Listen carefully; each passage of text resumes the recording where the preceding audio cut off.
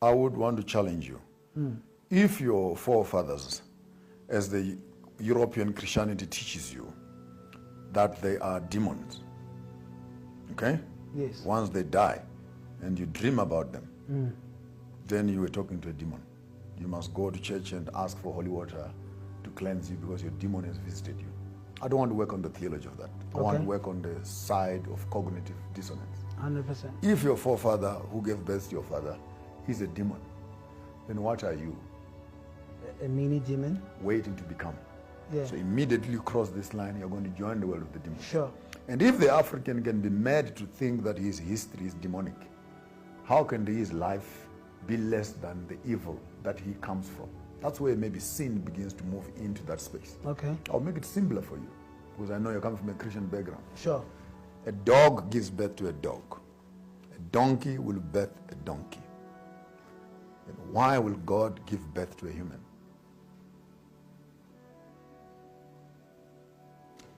Because it extends to say we are in his likeness. I'll make the it only easier for creature. you. I'll make it easier for you. Okay. If what our father is like, Yes. we cannot become, then we are not of our father who has made us. We are of the demons of which we have been taught we are. Okay.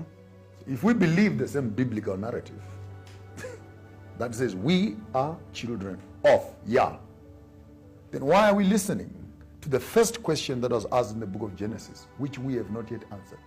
Where are you, African? Number one, Adam, where are you? Number two, have you committed the sin?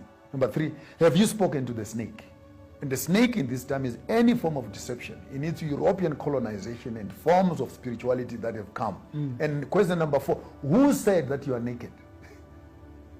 So you need to find out the Genesis question. The African has not even started now to go back to the book of Genesis and say, our father is looking for us.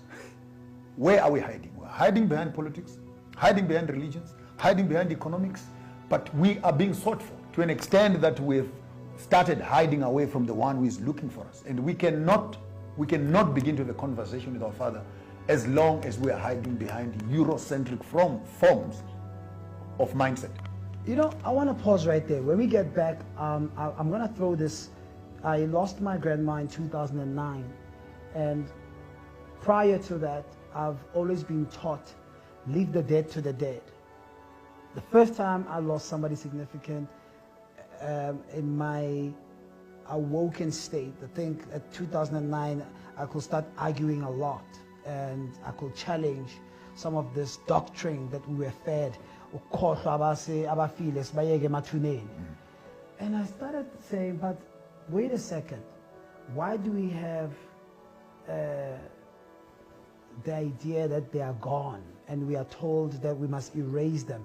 But when you visit people in other families, they've got family trees, and these family trees, they help you to connect with where you're from. And by the way, your father and grandmother are demons, but when you go to pray, God of Abraham, God of Jacob, is Jacob and Abraham still alive? Exactly. That's what I struggle with. Are you not is that not ancestral? Is that not ancestral communication? Again, maybe I'll wait for the next episode. Please. But again, let's be clear. Yeah. That when an African calls on Maponga, Marara, Mjena, Fumojena, Nokwara, Nduma, Tovera, Murenga, I am not worshiping them.